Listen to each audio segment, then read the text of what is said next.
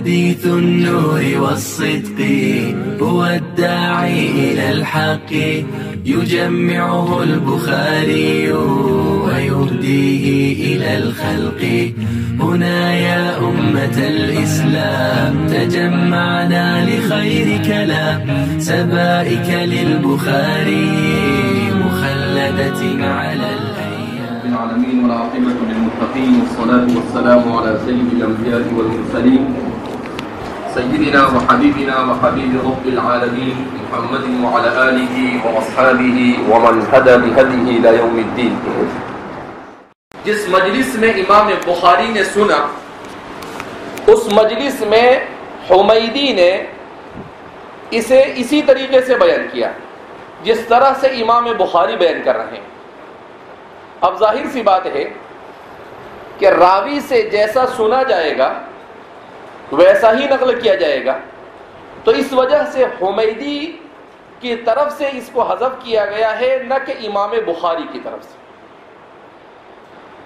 تو پھر ایک سوال یہ پیدا ہوتا ہے کہ اب تک تو مسند حمیدی شائع نہیں ہوئی تھی، لیکن حمیدی کی کتاب المسند اب شائع ہو چکی ہے. تو اب سوال یہ پیدا ہوتا ہے کہ حمیدی کی اس کتاب میں یہ روایت مکمل ہے اور اس میں فمن کانت ہجرتہ الی اللہ ورسولہ فہجرتہ الی اللہ ورسولہ کا جملہ موجود ہے. تو اس سے یہ معلوم ہوتا ہے کہ حمیدی کی روایت میں یہ جملہ موجود ہے. تو پھر اس سلسلے میں حضرات شارحین فرماتے ہیں کہ اس کی دو توجیہ ہو سکتی ہے. ایک توجیہ یہ ہو سکتی ہے کہ ہو سکتا ہے جس وقت حمیدی نے بیان کیا اس وقت حمیدی یا تو اسے بھول گئے ہو یا حمیدی نے کسی مصلحت کی وجہ سے اسے بیان نہ کیا ہو اور امام بخاری نے ان سے ایسا ہی سنا ہو، اور چونکہ وہ اپنی اس کتاب کو حمیدی ہی کے ذریعے سے شروع کرنا چاہتے تھے تو اس ناقص روایت کو بھی انہوں نے لے کر اپنی کتاب کا آغاز اس سے کر دیا.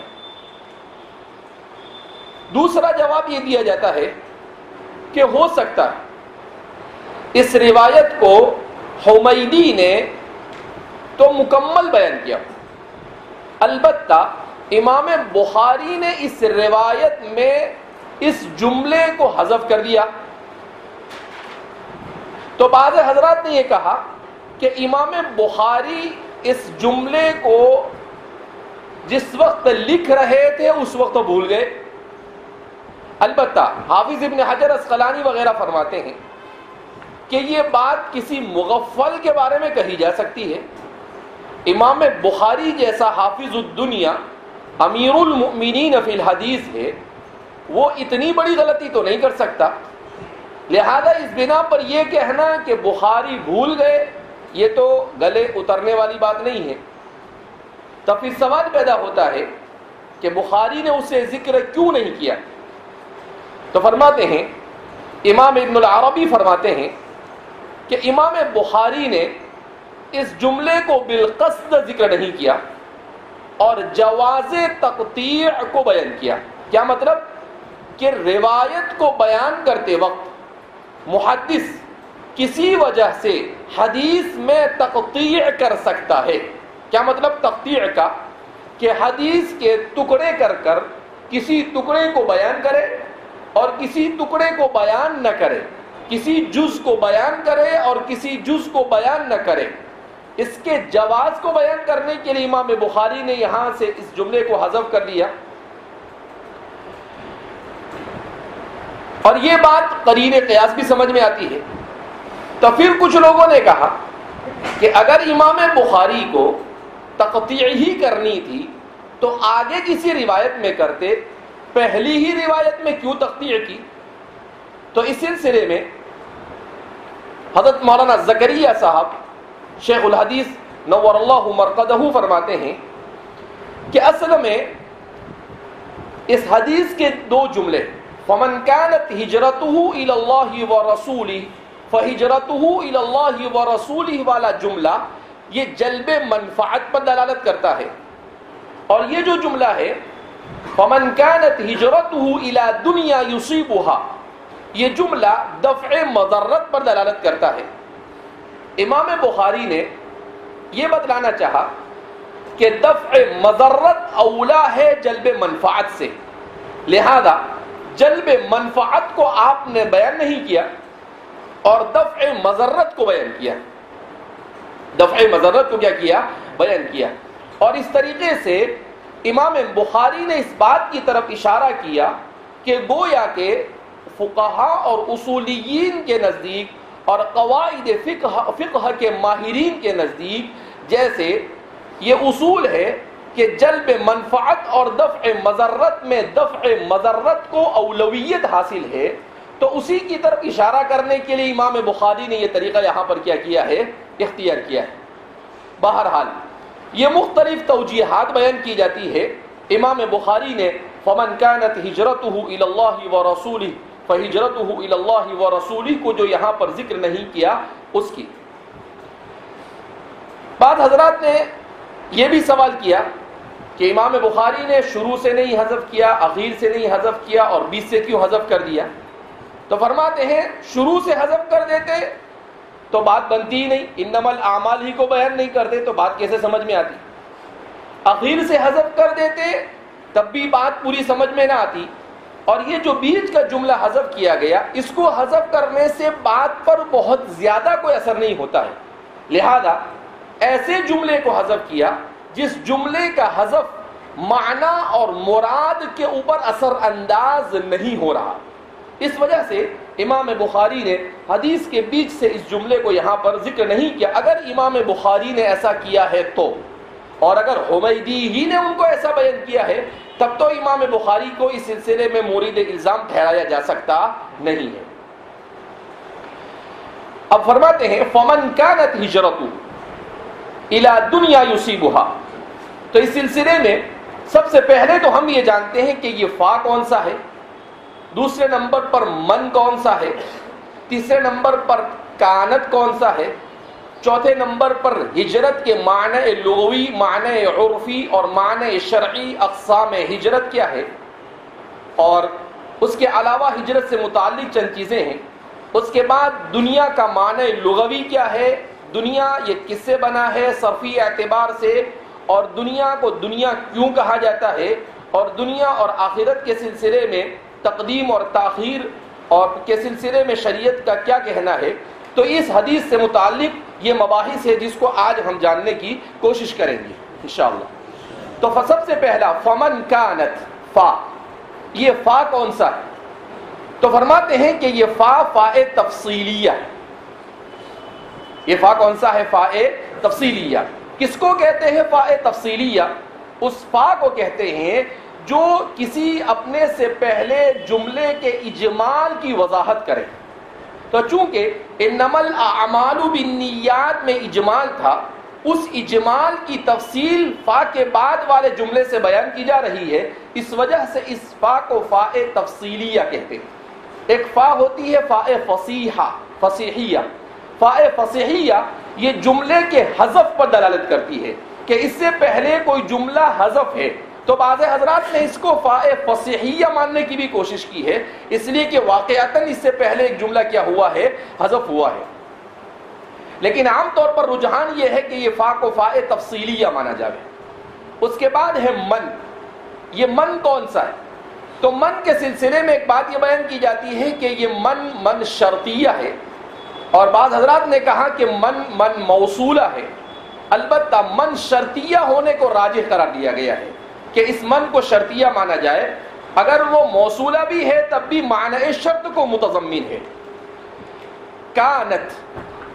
کانت یہاں پر کون سا ہے؟ کانا تامہ ہے یا کانا ناقصہ ہے؟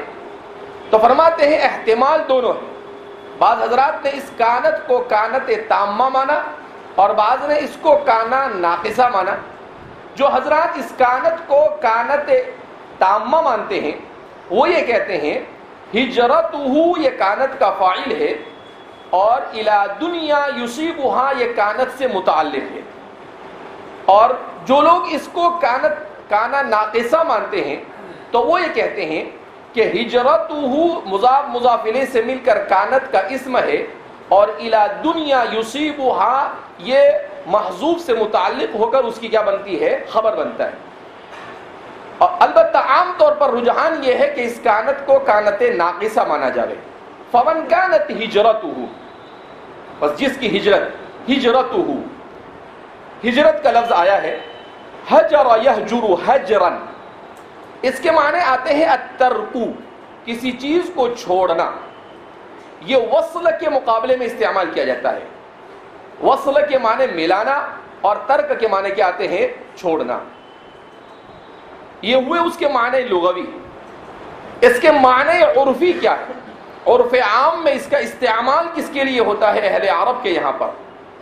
تو فرماتے ہیں کہ اس کا استعمال ہوتا ہے ترک الوطنی، وطن کو ترک کرنے پر، اور بعض حضرات نے کہا الانتقال من مکان الی مکان، ایک جگہ سے دوسری جگہ پر منتقل ہونے کے لیے ہجرت کا لفظ عرف عرب میں کیا ہوتا ہے؟ مستعمل ہوتا ہے۔ ہجرت کے معنی شرعی کیا ہے؟ اصطلاحاً ہجرت کسے کہا جاتا ہے؟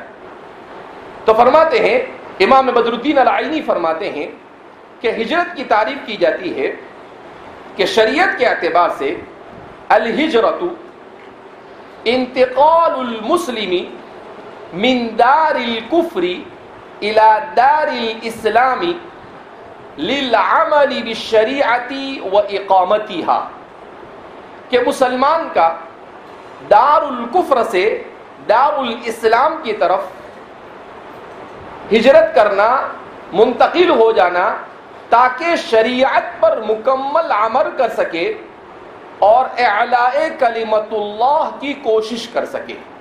تو اس کو کہتے ہیں الانتقال من دار الاسلام من دار الکفر الى دار الاسلام لاقامت الشریعت واعلائها، کہ شریعت کی اقامت کے لیے اور اس کے اعلاء کے لیے۔ بعض نے کہا للعمل بالشریعت واعلائها واقامتها، کہ عمل کہ اس کے لیے دار الکفر میں شریعت پر آزادی سے عمل کرنا دشوار تھا، لہذا اس نے کسی ایسی جگہ کو تلاش کیا کہ جو جگہ اس کے لیے مکمل طور پر شریعت پر عمل کرنے کے اعتبار سے کیا ہو،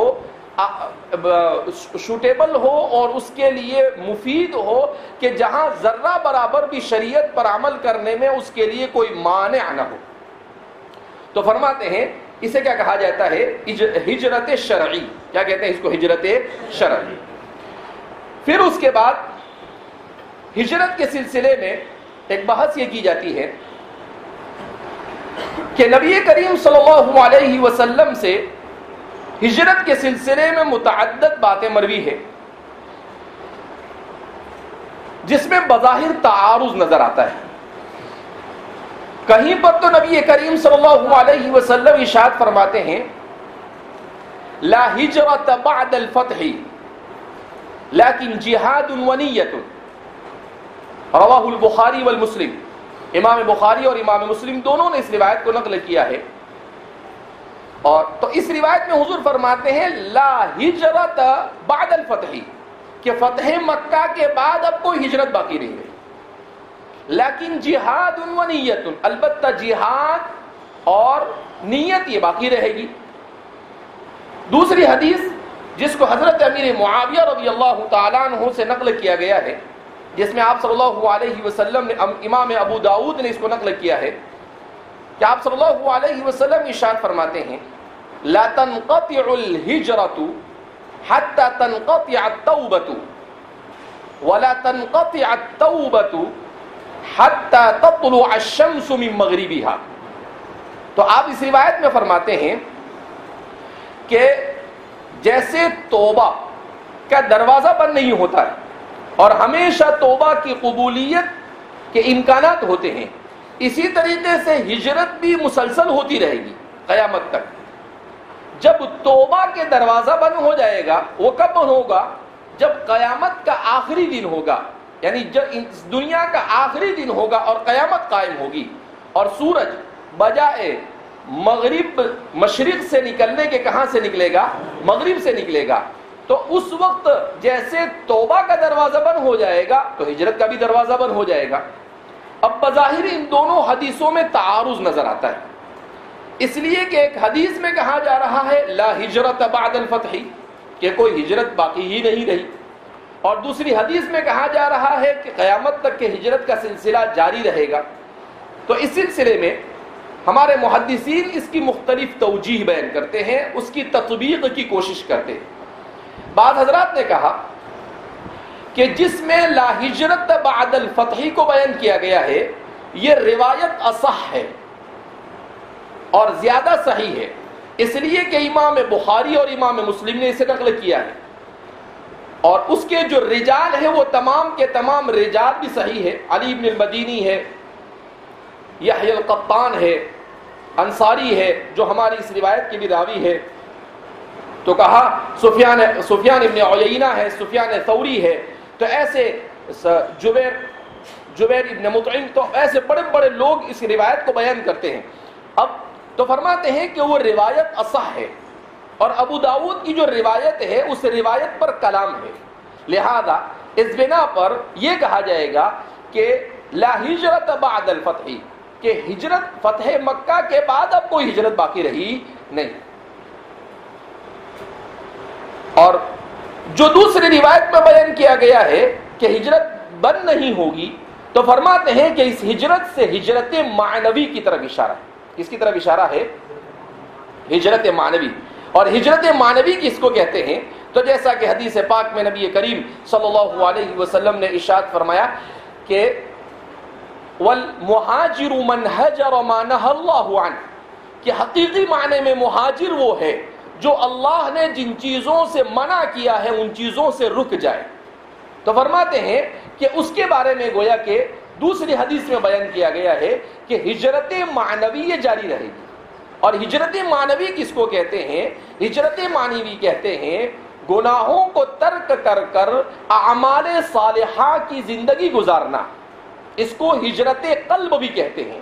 اس کو کیا کہتے ہیں؟ ہجرت قلب۔ اسی لیے ہمارے محدثین کے یہاں پر اس مسئلے میں بھی ایک بحث چھڑ جاتی ہے کہ کون سی ہجرت افضل ہے، آیا ہجرت ظاہری افضل ہے یا ہجرت معنوی اور قلبی افضل ہے؟ تو عام طور پر ان کا رجحان یہ ہے کہ ہجرت قلبی یہ زیادہ افضل ہے۔ کیوں؟ اس لیے کہ انسان کے پورے بدن میں سب سے افضل چیز بھی قلب ہے، اگر اسے پاک کر لیا جاوے، اور یہاں پر بھی ہجرت قلبی اور ہجرت معنوی کا تعلق قلب سے ہے، لہذا یہ افضل ہے اس کے مقابلے میں۔ تو اصل وہ بات بیان کی جا رہی تھی ہجرت کے سلسلے میں کہ بعض حضرات، دوسرے بعض حضرات میں امام بدر الدین العینی فرماتے ہیں کہ جس حدیث میں نبی کریم صلی اللہ علیہ وسلم نے یہ بیان فرمایا کہ لا ہجرت بعد الفتح، ای لا ہجرت الواجبۃ، کہ اب فتح مکہ کے بعد ہجرت واجبہ باقی نہیں رہی، اور جہاں پر یہ کہا گیا کہ لا تنقطع الہجرہ، تو اس سے ہجرت مندوبہ مراد، ای لا تنقطع الہجرۃ المندوبۃ، ہجرت مستحبہ یہ بدستور کیا ہوتی رہے گی؟ جاری رہے گی، جو مستحب ہے، یعنی آدمی دار الکفر سے دار الاسلام کی طرف منتقل ہوتا رہے قیامت تک، یہ مستحب ہوگا۔ امام نووی فرماتے ہیں کہ پہلی حدیث میں جو بیان کیا گیا ہے وہ ہجرت افضل، یعنی اس ہجرت کے بارے میں کہا کہ جو افضل ترین ہجرت ہے شریعت محمدیہ کی، وہ ہجرت کا ٹائم یہ فتح مکہ تک ہے۔ اب جو ہجرت ہوگی وہ اتنی زیادہ فضیلت والی نہیں ہوگی جتنی فضیلت والی فتح مکہ سے پہلے والی ہجرت تھی، لہذا اب جو بھی ہجرت ہوگی وہ اس سے مفضول والی ہجرت ہوگی۔ بعض حضرات نے کہا کہ الہجرت الموعودۃ بالجنہ والہجرت الغیر الموعودۃ بالجنہ، کہ جس ہجرت کو لا ہجرت بعد الفتح میں بیان کیا گیا اس ہجرت سے ہجرت موعودہ بالجنہ ہے، یعنی جس ہجرت کے سلسلے میں یہ کہا گیا کہ جو آدمی ہجرت کر کر مکہ سے مدینہ آ جائے گا اس کو جنت کی بشارت دی گئی، تو وہ ہجرت وہاں بیان کی گئی، اور دوسری جو ہجرت جس کے بارے میں حضور نے کہا کہ لا تنقطع الہجرہ، تو وہ فرماتے ہیں کہ وہاں ہجرت تو ہے البتہ موعودہ بالجنہ نہیں، جنت کا وعدہ اس کے ساتھ لازم کیا گیا نہیں۔ اسی لیے امام قسطلانی فرماتے ہیں، جو بخاری شریف کے بہت بڑے شارح مانے جاتے ہیں، قسطلانی فرماتے ہیں کہ اس میں دونوں میں تطبیق کا ایک آسان طریقہ یہی ہے کہ آپ صلی اللہ علیہ وسلم یہ فرما رہے ہیں کہ نبی کریم صلی اللہ علیہ وسلم کی موجودگی تک جو ہجرت واجبہ تھی وہ تو فتح مکہ کے بعد ختم ہو گئی، البتہ چونکہ یہ امت کا زمانہ بڑا طویل ہے اور مختلف ادوار میں امت کو دار الکفر سے دار الاسلام کی طرف ہجرت کرنے کی ضرورت پڑتی رہے گی، تو اس لیے دوسری روایت میں اس کو بیان کیا کہ لا تنقطع الہجرہ، کہ جو آدمی بھی اسلام کو بچانے کے خاطر اس طریقے سے ہجرت کرتا رہے گا بہرحال اسے اتنا نہیں لیکن اجر ضرور ملتا رہے گا۔ تو امام قسطلانی نے اس کی یہ توجیہ بیان کی ہے کہ اجر میں فرق رہے گا لیکن اجر کلی طور پر ختم ہو جائے گا ایسا نہیں ہے۔ اسی طریقے سے وہ فرماتے ہیں کہ آپ صلی اللہ علیہ وسلم نے چونکہ خود فرمایا کہ والمہاجر من ہجر ما نہی اللہ، اس کا مطلب یہ ہے کہ حضور یہ فرما رہے ہیں کہ انسان اپنے گھر کو اور اپنے وطن کو تو چھوڑ سکتا ہے مگر گناہوں کا چھوڑنا یہ انسان پر اپنے وطن اور اپنے گھر بار کو چھوڑنے سے زیادہ مشقت آمیز ہے۔ وہاں پر ایک مرتبہ چھوڑ کر کچھ دنوں کے بعد جب وہ دوسری جگہ پر سیٹ ہو جاتا ہے تو مسئلہ ختم ہو جاتا ہے، مگر گناہوں میں انسان کو بدستور موت تک کے اپنے نفس کے ساتھ مجاہدہ کرنا پڑتا ہے کہ جب بھی گناہ کے بارے میں کوئی داعیہ پیدا ہوتا ہے تو وہ یہ سوچ کر کہ والمہاجر من ہجر ما نہی اللہ، اس کا استحضار کر کر گناہوں سے بچتا ہے۔ تو کہا استمرار کے ساتھ یہ چیز کیا ہوتی ہے؟ باقی رہتی ہے۔ تو اس لیے فرماتے ہیں کہ آپ صلی اللہ علیہ وسلم نے فرمایا کہ ہجرت منقطع نہیں ہوگی جیسے توبہ منقطع نہیں ہوگی۔ اس لیے کہا کہ جن لوگوں کو ہجرت کا یہ قلق ہو کہ ہمیں ہجرت کا موقع نہیں ملا تو وہ کم از کم والمہاجر من ہجر ما نہی اللہ پر عمل کر لے، اور جتنے اخلاص کے ساتھ اس پر عمل کرے گا اتنا زیادہ اس کو ثواب ملنے کی کیا ہے؟ امید ہے۔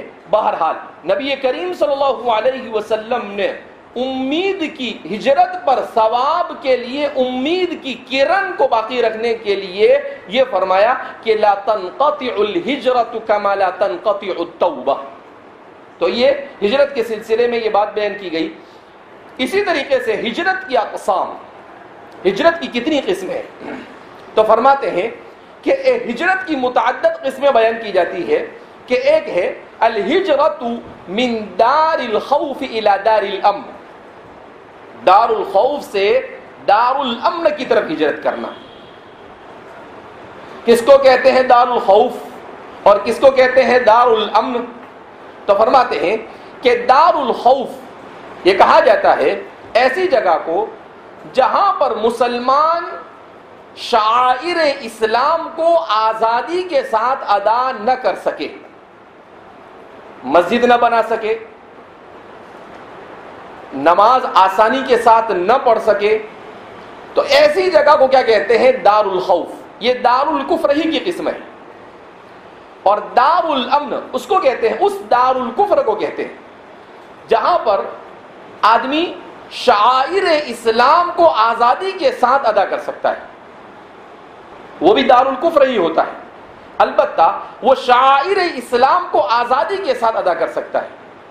جیسے ہندوستان میں انگریزوں کے آنے سے پہلے ہندوستان دار الاسلام تھا۔ اسلام کیا کون تھا؟ غزنوی کے آنے کے بعد سے لے کر جب ملک کے اکثر حصے پر مسلمانوں کا تسلط ہو گیا اور مسلمان اس ملک کے حکمراں بن گئے تو یہ کیا بن گیا تھا؟ دار الاسلام۔ پھر انگریزوں کا جب تسلط ہو گیا تو 1809 میں شاہ عبد العزیز محدث دہلوی رحمۃ اللہ علیہ نے اس کے دارالکفر ہونے کا اعلان کیا کہ اب ہندوستان دارالاسلام نہیں رہا بلکہ دارالکفر بن گیا. حالانکہ نام کے مسلمان بادشاہ باقی تھے مگر اس کے باوجود بھی آپ نے یہ بات بیان. کیوں؟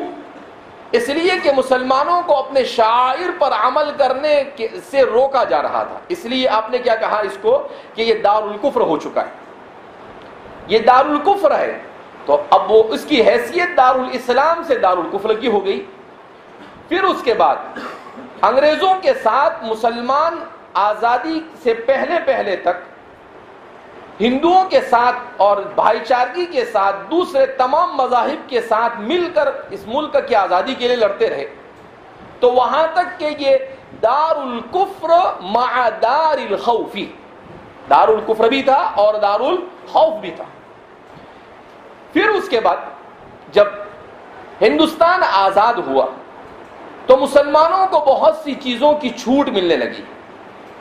تو پھر فقہا نے کہا کہ یہ دارالکفر کی قسم دارالامن ہے مسلمانوں کے لیے.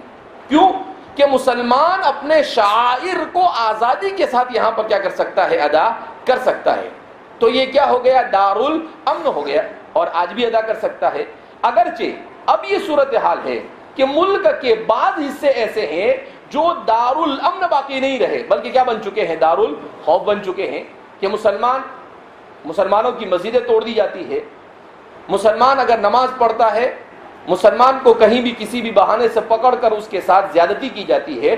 تو اب پورا ملک دارالامن نہیں رہا بلکہ ملک کے بعد اب جہاں ہم رہتے ہیں یہ کیا ہے, دارالامن ہے. لیکن بہت سارے حصے جہاں پر مسلمان اقلیت میں ہیں اور ہندوؤں کی دہشت گرد تنظیمیں یہ وہاں پر کام کرتی ہے تو وہاں پر دارالخوف ہے, دارالخوف کا سما ہے. تو فرماتے ہیں کہ دارالکفر ہی میں آدمی کو اگر رہنا پڑے, ضرورت پڑے, تو وہ دارالامن کو اختیار کرے. وہ کس کو اختیار کرے, دارالامن کو اختیار کرے.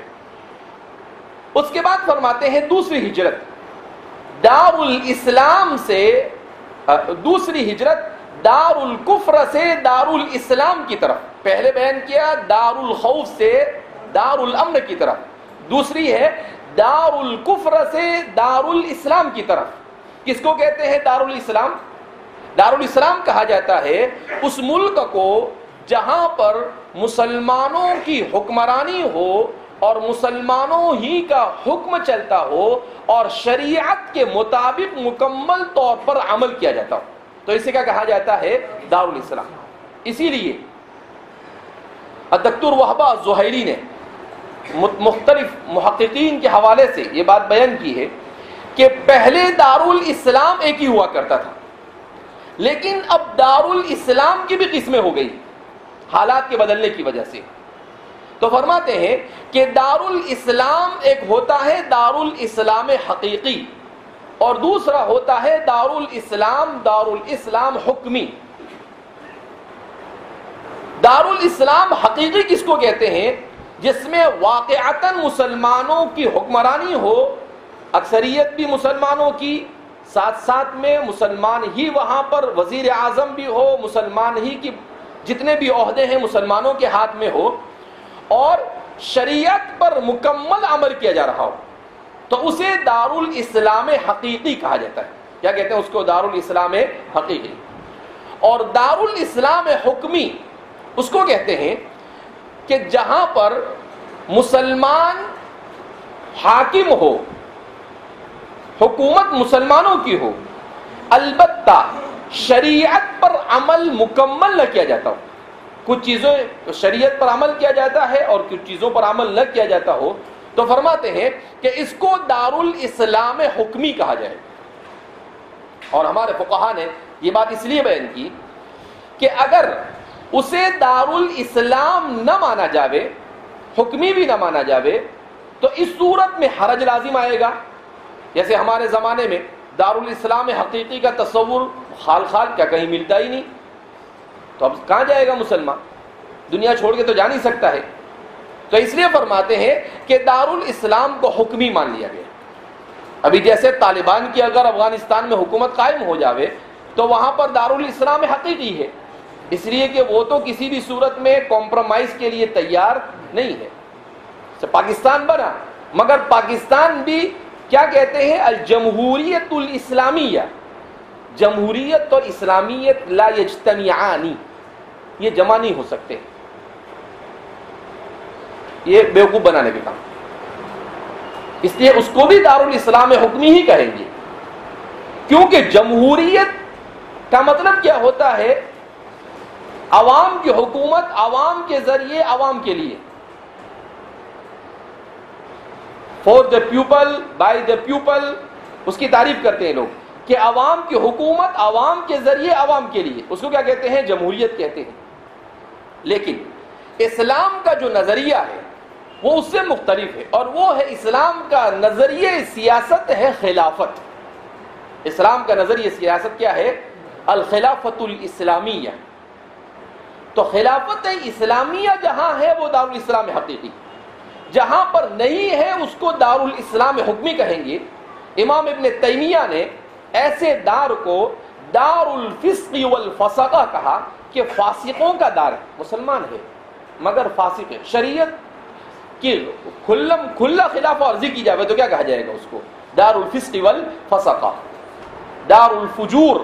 بعض حضرات نے کہا کہ فاجروں کا دار. تو اس طریقے سے تو بہرحال فرماتے ہیں کہ دارالاسلام، لیکن ہے دارالاسلام. وہ کیا ہے دارالاسلام. تو ایک دوسری قسم یہ ہوئی ہے ہجرت کی کہ دارالکفر سے دارالاسلام کی طرف ہجرت.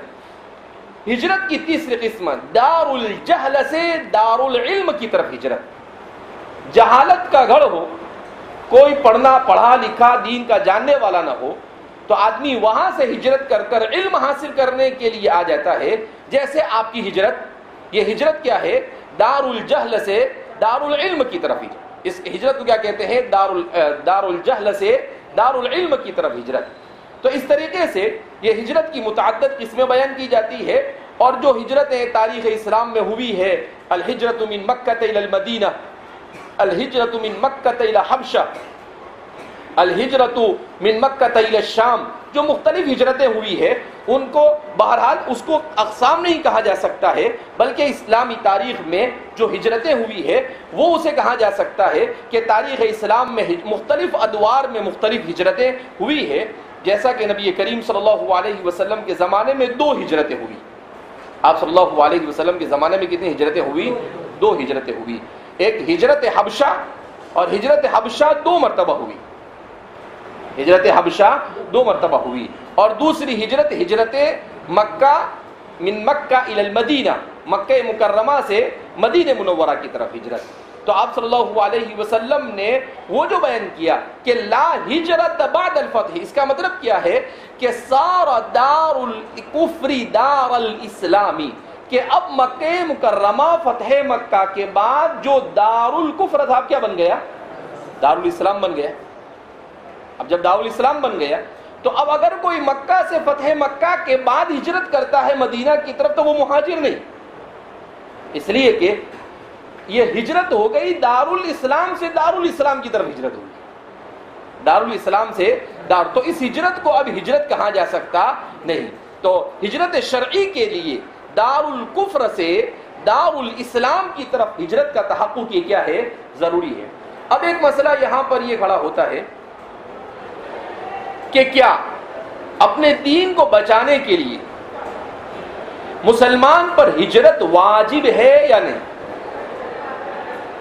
تو اس سلسلے میں حضرات فقہا فرماتے ہیں، بعض فقہا فرماتے ہیں کہ ہاں، اگر کہیں پر مسلمان اپنے دین پر عمل نہیں کر سکتا تو اسے کسی ایسی جگہ پر ہجرت کر لینی چاہیے جہاں پر وہ اپنے دین اور شعائر دین پر عمل کر سکتا ہو. وَهَذَا وَاجِبٌ عَلَيْهِ، اور یہ اس پر کیا ہے؟ واجب ہے. اسی لیے یہاں پر ایک اور مسئلہ کھڑا ہوتا ہے کہ ہمارے زمانے میں ایک اور ہجرت پائی جاتی ہے جس کو ہجرت الکسب کہا جا سکتا ہے، کمانے کی ہجرت. کہ لوگ بعض مرتبہ دارالاسلام سے دارالکفر کی طرف ہجرت کرتے ہیں لغرض الکسب، کمانے کے لیے. تو اب سوال پیدا ہوتا ہے کہ کیا یہ ہجرت جائز ہے یا نہیں. تو بعض حضرات نے کہا کہ جائز نہیں ہے، بلکہ اکثر حضرات کا رجحان جمہور کا یہ ہے. کیوں؟ اس لیے کہ مسلمان کے لیے کسب اور دنیا یہ اہمیت نہیں رکھتا ہے. مسلمان کے لیے اہم ترین چیز کیا ہے؟ اس کا دین ہے. اگر وہ وہاں جا رہا ہے اور اس کا دین محفوظ نہیں ہے تب تو جائز ہی نہیں، تب تو جائز ہی نہیں. جیسے شیخ علی الطنطاوی، یہ ملک شام کے بہت بڑے ادیب اور مفکر اور داعی اسلام گزرے ہیں ہمارے پچھلے چند سالوں میں پہلے. تو ان کے بارے میں ان کی بیٹی کا بھی ایک مقالہ آیا تھا جس میں اس نے لکھا کہ میرے والد محترم نے اپنی زندگی میں جب ہم نے یورپ کی طرف ہجرت کا ارادہ کیا شام سے، تو ہمارے والد نے منع کیا اور کہا کہ جائز نہیں. پیسہ کمانے کے لیے آپ اگر وہاں جا رہے ہو تو آپ کا جانا جائز نہیں، اور ہمیں روک دیا. اور پھر ہمارے والد نے خدشہ ظاہر کیا کہ دیکھو بیٹا، اگر تم وہاں چلے گئے تو تمہاری آئندہ آنے والی نسل اسلام پر باقی رہے گی، اس کی کوئی گارنٹی نہیں. اس لیے کہ جہاں پر 90، 95، 98% لوگ کافر ہوں گے، ملحد ہوں گے، بے دین ہوں گے، ان کے بیچ میں جب تمہارے اولاد کی پرورش ہوگی تو کیا کون گارنٹی دے سکتا ہے کہ وہ اسلام پر باقی رہے؟ وہ کہتی ہے کہ جزا اللہ والدی خیرا، اللہ میرے والد کو اس کا بہترین اجر عطا فرمائے کہ انہوں نے بالکل صحیح کیا. کہا ہمارے آس پاس کے بہت سارے لوگوں نے ملک شام سے یورپ کے مختلف ممالک کی طرف ہجرت کی. کہا کہ ابھی جب مجھے ان جگہوں پر کسی وجہ سے جانا ہوا تو میں نے دیکھا کہ ان کی بہت ساری اولاد یہ ارتداد کا شکار ہو چکی ہے. کوئی یہودی بن گیا، کوئی نصرانی بن گیا، اور کوئی بے دین اور ملحد بن گیا. تو کہا کہ ہم نے یہ دیکھنے کے بعد کہا کہ اللہ ہمارے والد کو جزائے خیر عطا فرمائے کہ اس وقت انہوں نے ہمیں یہاں پر نہیں آنے دیا اور ہماری نسلوں کے ایمان کو کیا کر لیا؟ بچا لی. تو یہ بہت مومن کے سامنے آخرت اہم ہوتی ہے. لہذا ہمارے جو لوگ اس طریقے سے ایسے علاقوں کی طرف ہجرت کرتے ہیں جن علاقوں کی طرف جانے سے ہماری نسلوں کا ایمان خطرے میں ہے، تو لا یجوز هذه الہجرۃ، تو یہ ہجرت کسی صورت میں جائز ہے نہیں، اس کا جواز فراہم کیا جا سکتا نہیں. وہ شرعاً بھی غلط کر رہے ہیں اور ساتھ ساتھ میں اپنی ذریت کو قوا انفسکم واہلیکم نارا کے بجائے وہ جہنم کی طرف دھکیل رہے ہیں. اس لیے ایسی چیزوں سے رکنے کی کوشش کرنی چاہیے. بہرحال فمن كانت ہجرته الى دنیا، بس جس کی ہجرت دنیا کی طرف ہوگی. لفظ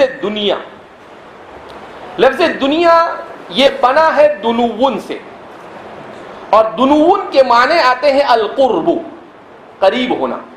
دنا یدنو دنن و دنون. دنیا کیسے بنا؟ دنون سے. تو فرماتے ہیں کہ یہ اس میں تفضیل ہے. دنیا میں رہتا ہے، کم سے کم دنیا کے بارے میں جان لے کہ دنیا کیا ہے. تو فرماتے ہیں کہ یہ اس میں تفضیل ہے. فعلا کے وزن پر جیسے صغرا اور کبرا آتا ہے، اسی طریقے سے دنیا میں صرفی تعلیل یہ کی جاتی ہے کہ دنیا اصل میں تھا دنوا. یہ کیا تھا اصل میں؟ دنوا. فا کلمہ دال، اس کے بعد اس کا عین کلمہ نون، اور اس کا لام کلمہ یہ کیا ہے؟ واو. تو یہ ناقص واوی ہے. یہ کیا ہے؟ ناقص واوی. تو فرماتے ہیں کہ دنوا تھا فعلا کے وزن پر. پھر کیا ہوا؟ تو فرماتے ہیں دنوا واو ہے، اس واو کو یا سے بدل دیا گیا، اس واو کو الف سے بدل، یعنی دنیا، اس کو یا سے بدل دیا گیا. اس لیے کہ اصل میں تھا دنوا، اب دنوا تھا فعلا کے وزن پر، تو اہل عرب کے لیے ثقیل ہو گیا. آپ کہیں کہ ہم کو تو کچھ فرق نہیں پڑتا ہے، دنوا پڑھو دنیا پڑھو، تو ہماری زبانیں اتنی ثقیل ہے کہ ہمیں تو کچھ بھی پڑھا دو کوئی فرق پڑتا نہیں. تڑ تڑ تڑ تڑ زبانیں ہماری. وہ عربوں کے سامنے بولو تو وہ ایسے ہی سوچتے ہوں گے کہ کچھ بول رہا ہے یا ڈبے میں پتھر رکھ کر بجایا جا رہا ہے. تو لیکن ان کے لیے ثقیل تھا, تو انہوں نے کہا کہ یہ دن وا کا نہیں جمتا ہے. تو پھر کیا کیا, تو کہا کہ ایک کام کرو, اس کو یہاں پر جو واو ہے اس کو کس سے بدل دیا جاوے, یا سے بدل دیا. اب جب اس کو یا سے بدل دیا تو دن وا سے کیا بن گیا, یہ دنیا بن گیا. یہ کیا بن گیا, دنیا. تو یہ اس میں تفضیل کا واحد مؤنث کا صیغہ ہے. اب سوال پیدا ہو کہ مؤنث کیوں؟ اس لیے کہ اولاً ایک بات یہ کہی جاتی ہے کہ یہ مؤنث سماعی, کہ اہل عرب نے اس کو مؤنث استعمال کیا. اور بعض حضرات نے کہا کہ اصل تو ہے یہ دار الدنیا, اور دار یہ کیا ہے, مؤنث آتا ہے. تو الدنیا اصل میں دار ہے, لہذا دنیا کو بھی کیا بنایا گیا ہے, مؤنث بنایا گیا. تو اس وجہ سے اس کو مؤنث, لیکن پہلے قول کو زیادہ لوگوں نے پسند کیا ہے کہ یہ مؤنث سماعی ہے, اور اس کو اسی طریقے سے مؤنث بات, اس میں اس کے مقابلے میں کوئی مذکر ہے نہیں, اور جس کے مقابلے میں کوئی مذکر نہ ہو اس کو مؤنث سماعی کہتے ہیں یا مؤنث حکمی کہتے ہیں, لیکن اس کو مؤنث حقیقی کہہ سکتے نہیں. اب پھر سوال پیدا ہوتا ہے کہ دنیا کو دنیا کی وجہ تسمیہ کیا, لماذا سمیت دنیا بدنیا, کہ دنیا کا نام دنیا کیوں رکھا گیا؟ تو فرماتے ہیں کہ دنیا آخرت کے مقابلے میں انسان کے زیادہ قریب ہے, اس لیے کہ پہلے دنیاوی زندگی سے انسان دوچار ہوتا ہے, اور پھر اس کے بعد کس سے دوچار ہوتا ہے, آخرت کی زندگی سے دوچار ہوتا ہے. اس مناسبت سے اس کو دنیا کہا گیا آخرت کے مقابلے میں, کہ یہ اس کا تقدم حاصل ہے, تقرب حاصل ہے. پیدا ہونے کے بعد پہلے دنیاوی زندگی سے دوچار ہوتا ہے, اور اس کے بعد کس سے دوچار ہوتا ہے, اخروی زندگی سے دوچار ہوتا ہے. بعض حضرات نے کہا کہ دنیا اصل میں بنا ہے دناعت سے. کس سے بنا ہے؟ اور دناعت کے معنی رذالت کے آتے ہیں, بیکار ہونا, اور دنیا آخرت کے مقابلے میں کوئی حیثیت نہیں رکھتی ہے. اس وجہ سے دنیا کو کیا کہا جاتا ہے, دنیا کہا جاتا ہے. پھر ایک بحث یہاں پر یہ آتی ہے کہ دنیا کو دنین پڑھ سکتے ہیں یا نہیں, منون تنوین کے ساتھ. تو امام بدر الدین العینی فرماتے ہیں کہ قرآن اور حدیث میں تو اسے منون نہیں پڑھا گیا, اور اسے دنیا ہی پڑھا گیا. البتہ ابن العرابی نے اس کو اپنے اشعار میں منون پڑھا ہے, اور ابن العرابی ان لوگوں میں سے ہیں جن کے اشعار اور جن کے کلام کو علماء نحو و صرف برسبیل استشہاد پیش کرتے ہیں. تو اسے معلوم ہوا کہ دنیا کو فصیح تو یہی ہے کہ بغیر تنوین کے پڑھا جاوے کتاب و سنت میں ایسا واقع ہونے کی وجہ سے, لیکن اگر کسی نے دنین پڑھ دیا فَهُوَ لَيْسَ عَلَى الْخَطَئِ, تو وہ ایک رائج اور عرف کے خلاف تو کرنے والا ہے, مگر اس کو غلط پڑھنے والا نہیں کہا جا سکتا ہے. اسے کیا نہیں کہا جا سکتا ہے؟ میں نے کہا نا کہ یہ ہمارے محدثین و فقہاء یہ اندھی کی چندی کرتے ہیں, برابر ڈھونڈ کے لاتے ہیں ہر چیز کو. تو اس لیے کہتے ہیں, امام بدر الدین العینی فرماتے ہیں کہ جو لوگ یہ کہتے ہیں کہ اس کو منون پڑھنا یہ خطا ہے, فہم علی خطئین, تو وہ خطا پر ہے, اس لیے کہ قاعدے کے اعتبار سے تو اسے پڑھا جا سکتا ہے. قاعدے کے اعتبار سے کیا کیا جاتا ہے, اس کو پڑھا جا سکتا ہے. تو اس لیے یہ دنیا کا جو لفظ ہے یہ اس میں مقصور ہے. یہ کیا ہے, اس میں مقصور ہے. اور اس میں مقصور کا اعراب آپ جانتے ہیں تینوں حالت میں تقدیری ہوتا ہے, جیسے موسیٰ, زکریا, یحییٰ, عیسیٰ, کمثرا, یہ سب کے سب کیا پڑھے جاتے ہیں؟ ارے اس میں مقصور ہے تو تین حالت میں اعراب کیا ہوتا ہے؟ حالت رفع میں ضمہ تقدیری, حالت نصب میں فتحہ تقدیری, اور حالت جر میں کسرہ تقدیری. تو اس لیے اس کا اعراب بھی تینوں حالتوں میں کیا ہوتا ہے؟ مقدر ہوتا ہے. الی دنیا, اب دنیا کے سلسلے میں ایک آخری بات یہ بیان کی جاتی ہے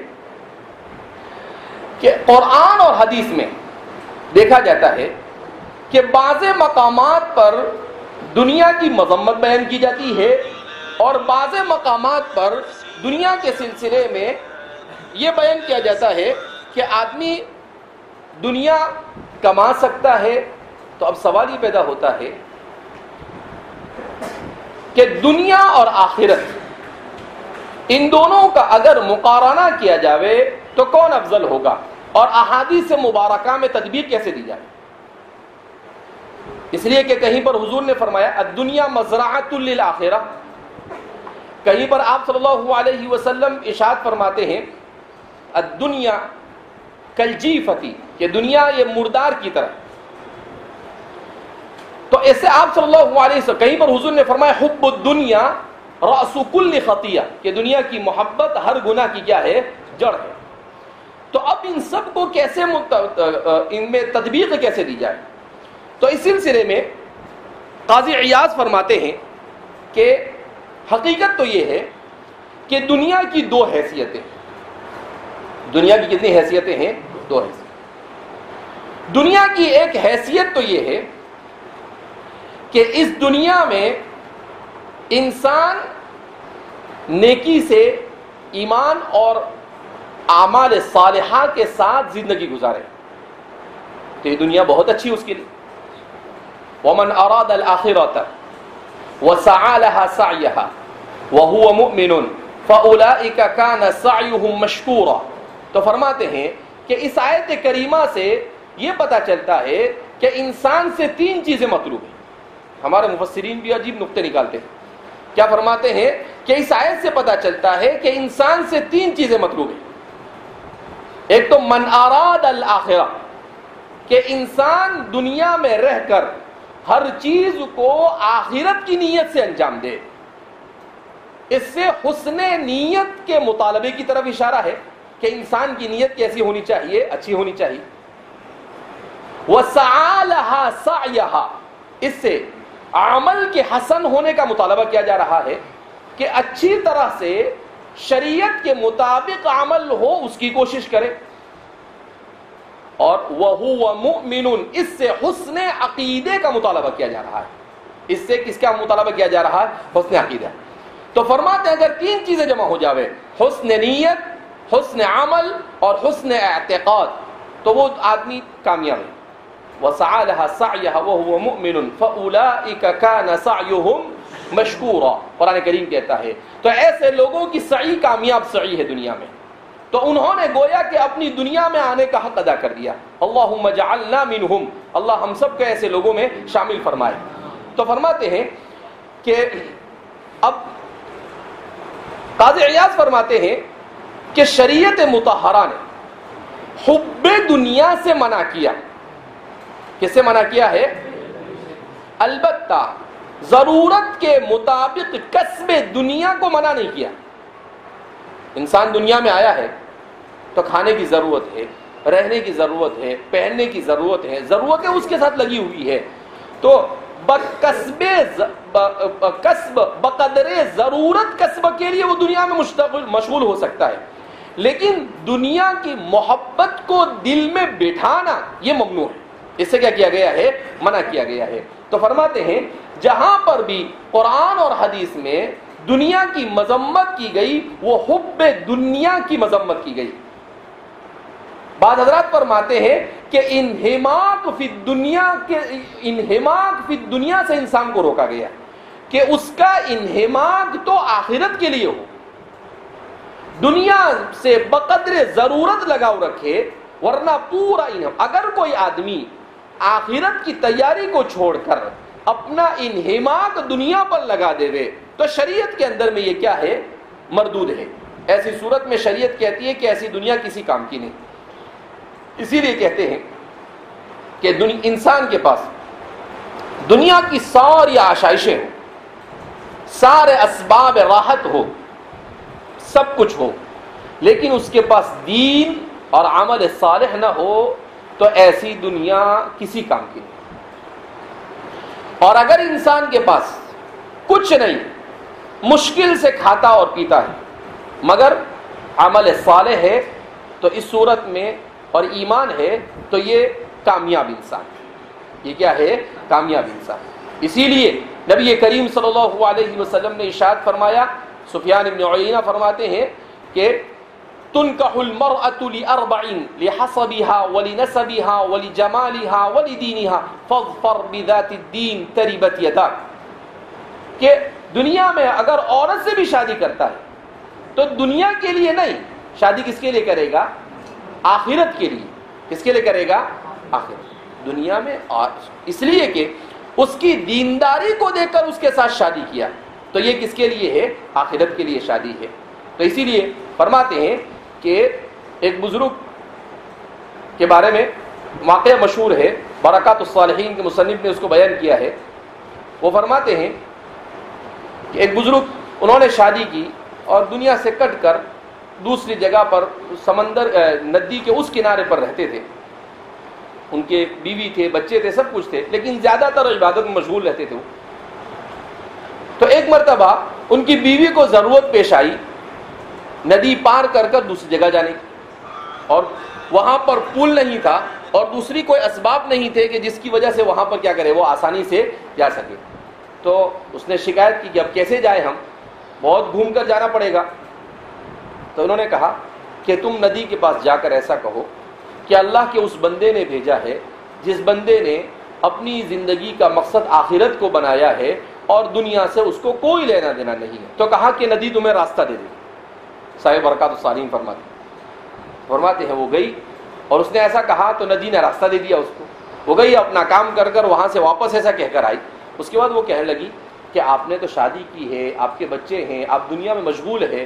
تو کہا کہ یہ سب کچھ بھی اس لیے کیا ہے تاکہ میں گناہوں سے بچ سکوں. میں کیا کر سکوں؟ گناہوں سے بچ سکوں. میں نے اس لیے نہیں کیا ہے کہ میری خواہش پوری ہو جائے. مجھے ایسا ڈر تھا کہ اگر میں شادی نہیں کروں گا تو میں دنیا میں کیا ہو جاؤں گا، زنا میں مبتلا ہو سکتا ہوں، کسی معصیت میں مبتلا ہو سکتا ہوں. اس لیے تو فرمایا انہوں نے کہ دنیا میں جو بھی کام میں کرتا ہوں اس کام میں میرے پیش نظر صرف اور صرف کیا ہوتی ہے؟ آخرت. تو اسی کو بیان کر رہے ہیں کہ فمن كانت هجرته الى دنیا يصيبها. اب یہاں پر آخر میں ایک سوال اس جملے سے متعلق یہ رہ جاتا ہے کہ وہ صحابی جو مہاجر ام قیس سے مشہور تھے، اس صحابی نے تو اس عورت کے ساتھ نکاح کے لیے ہجرت کی تھی. تو یہ دنیا بیچ میں کہاں سے آئی؟ ارے کچھ سوال سمجھ میں آیا؟ انہوں نے تو ام قیس سے نکاح کے لیے ہجرت کی تھی. اب جب ان کے لیے ہجرت کی تو دنیا کہاں سے بیچ میں آ گئی؟ تو اس سلسلے میں ہمارے محدثین نے بڑا پیارا جواب دیا ہے. انہوں نے کہا کہ اصل میں ام قیس بڑی مالدار تھی. ام قیس جو تھی وہ کیا تھی؟ ڈھونڈ کے لائے وہ برابر، اور روایتوں سے انہوں نے جمع کیا. اور وہ صحابی ام قیس سے اس کی دنیا کو دیکھ کر ہی کیا کر رہے تھے؟ نکاح کر رہے تھے. تو چونکہ اصل نکاح نہیں بلکہ اصل مقصود دنیا تھی. اصل مقصود کیا تھی؟ دنیا. اس لیے آپ صلی اللہ علیہ وسلم نے کہا فمن كانت هجرته الى الدنيا، کہ جو دنیا کے لیے ہجرت کرے گا تو ان کے اس ہجرت میں گویا کہ وہ ایک تیر سے 3 شکار کرنا چاہتے تھے. ایک تیر سے کتنے شکار کر رہے تھے؟ وہ 3. ایک تو شکار وہ یہ کر رہے تھے کہ اس سے نکاح کر رہے تھے، اس کے ساتھ ساتھ وہ مالدار تھی تو انہوں نے سوچا کہ دنیا بھی مل جائے گی، اور تیسرا یہ کہ ہجرت چل رہی تھی تو ہجرت بھی ہو جائے گی. تو تینوں شکار انہوں نے کرنا چاہا. لیکن آپ صلی اللہ علیہ وسلم نے اس روایت کے ذریعے سے بیان کر دیا کہ بھئی یہ ہجرت تو ہوئی مگر ہجرت شرعی نہیں ہوئی، اس لیے کہ انہوں نے دنیا اور عورت کی نیت سے ہجرت، تو ان کے لیے ہو گئی، وہ ان کے لیے کیا ہو گئی. لیکن اس کا جو اجر اور ثواب دوسرے مہاجرین کو ملتا ہے وہ اجر و ثواب ہجرت کا ان کو ملے گا نہیں. تو اس لیے فرماتے ہیں کہ آپ صلی اللہ علیہ وسلم نے ام قیس کے سے نکاح کی وجہ دنیا تھی تو آپ نے اس کو مقدم کیا کہ فمن كانت هجرته الى الدنيا، کہ جس کی ہجرت دنیا کی غرض سے ہوگی. اس کا مطلب کوئی بھی عمل اگر انسان دنیا کی غرض سے کرتا ہے تو وہ عمل چاہے چھوٹا ہو یا بڑا ہو اس کی اللہ کے نزدیک کوئی حیثیت ہوتی نہیں ہے، اس کے ذریعے سے ثواب کا تحقق ہوتا نہیں ہے۔ تو اس لیے فرمایا کہ آدمی کوئی بھی چیز ہو، لیکن انسان کی طبیعت میں جب سب سے زیادہ دنیا میں اگر کوئی چیز انسان پر اثر انداز ہوتی ہے تو وہ دنیا، کیا اثر انداز ہوتی ہے؟ دنیا۔ کیوں؟ اس لیے کہ اللہ نے اس دنیا کو انسان کے لیے دار الامتحان بنایا، تو اس کو ایسا پرکشش بنایا ہے کہ انسان اس کی طرف کھینچا چلا جاتا ہے۔ اگر انسان اپنے آپ کو بچا لے تو یہ کمال ہے اس کا، اور اگر اس کی طرف کھینچا چلا جاوے اور اسی میں مبتلا ہو جاوے تو قرآن کریم نے کہا انما اموالکم و اولادکم فتنہ، تو یہ انسان کے لیے دنیا کیا بن جاتی ہے؟ فتنہ بن جاتی ہے۔ اسی چیز کو بیان کیا گیا حب الدنیا رأس کل خطیئہ، تو انسان کے گناہوں کی جڑ کیا ہے؟ حب دنیا۔ اگر حب آخرت ہو تو انسان کبھی بھی کسی بھی چھوٹے یا بڑے گناہ میں مبتلا نہ ہو۔ اسی لیے حکیم اختر صاحب فرماتے ہیں کہ کسی بزرگ سے پوچھا کہ حضرت صغیرہ اور کبیرہ میں کیا فرق ہے؟ تو بزرگ نے بڑا اچھا جواب کہا، گناہ کبیرہ اور صغیرہ کے فرق کے جاننے کے چکر میں پڑے ہوئے ہو، کہا تم یہ دیکھو کہ کس رب جلیل کی نافرمانی کر رہے ہو۔ اگر تمہاری نظر اللہ کی طرف ہوگی تو ہر چھوٹا گناہ بھی تمہیں بڑا نظر آئے گا، ہر چھوٹا گناہ بھی کیا نظر آئے گا کہ بھئی یہ کرنے میں اگرچہ چھوٹا گناہ ہے مگر میرا رب تو ناراض ہو رہا ہے نا، بس میرا رب ناراض ہو رہا ہے تو اس کے لیے چھوٹا بھی کیا ہے؟ بڑا ہے۔ اسی لیے کہتے ہیں کہ آدمی کو جب کسی چیز سے محبت ہو جائے تو اس محبت کے بعد اس کے لیے سب کچھ قربان کرنا آسان ہوتا ہے۔ اسی لیے مسلمان سے مطلوب کیا ہے؟ الحب فی اللہ، اللہ کے لیے اللہ سے محبت کرنا، یہ مسلمان سے کیا ہے؟ مطلوب ہے۔ اسی لیے تو قرآن نے کہا نا، کیا کہا قرآن نے؟ قل ان کنتم تحبون اللہ فاتبعونی یحببکم اللہ۔ قرآن کو معلوم تھا کہ بدعتی لوگ آنے والے ہیں، اس لیے قرآن نے ایسے نہیں قل ان کنتم تحبون اللہ فحبوا رسول اللہ، کہ اللہ کے رسول سے محبت کا نہیں، فاتبعونی، رسول کی پیروی کرو۔ تو یہ ہے حقیقی معنی میں کیا ہے؟ اتباع۔ اور کیوں؟ اللہ کے رسول صلی اللہ علیہ وسلم کا ہر عمل کیا ہے؟ گفتِ اللہ بود، گرچہ از حلقو میں عبداللہ بود، جس کو قرآن کریم نے بیان کیا کہ آپ صلی اللہ وما ينطق عن الهوى ان هو الا وحی یوحى، کہ آپ کا ہر عمل یہ وحی کے تابع ہوتا ہے، وحی سے ہٹ کر کوئی عمل آپ کا ہوتا نہیں۔ تو قرآن نے اسی لیے اس کو معیار بیان کیا۔ اسی لیے ہمارے مسلمان کا عقیدہ اور اتفاق ہے کہ حب حقیقی صرف اللہ کے ساتھ کیا جاتا ہے، ورنہ جتنی بھی محبتیں ہیں، بیوی کے ساتھ، اولاد کے ساتھ، ماں باپ کے ساتھ، استاد کے ساتھ، کتاب کے ساتھ، یہ ساری محبتیں مجازی محبتیں۔ کیسی محبتیں ہیں؟ مجازی محبت میں بھی اگر اللہ پیش نظر ہو تو یہ حب حقیقی تک پہنچا دیتی ہے، لیکن اس میں اگر دنیا ہو تو اس صورت میں وہ حب حقیقی سے اسے کیا کر دیتی ہے؟ دور کر دیتی ہے۔